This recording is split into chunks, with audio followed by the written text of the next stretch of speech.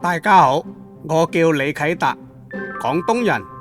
今日同大家帶來一道順德名菜四杯雞，比台灣嘅三杯雞多得一倍。做法好簡單，呢種固定嘅調味，保證零嘅失誤。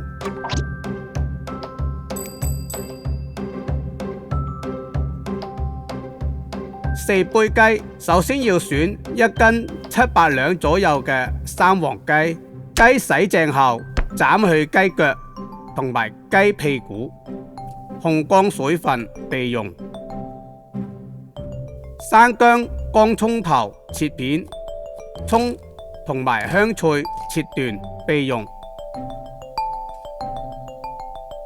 接着就熱鑊，加一杯食用油，大約120毫升，放入薑片、蔥段爆香，倒入一杯生抽120毫升拌勻後，慢慢加入白糖60克，等到有焦香味出嚟啦，再放入乾蔥塊、香菜，一杯米酒120毫升，煮緊佢。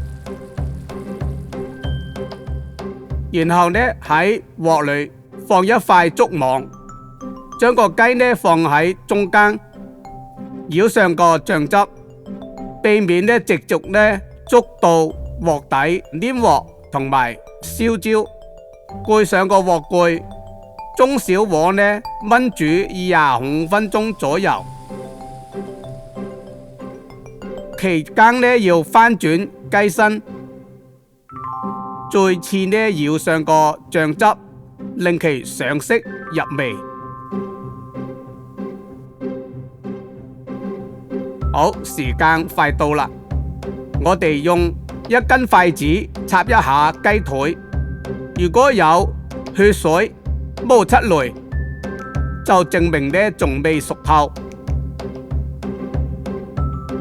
好啦，熟咗就撈出嚟。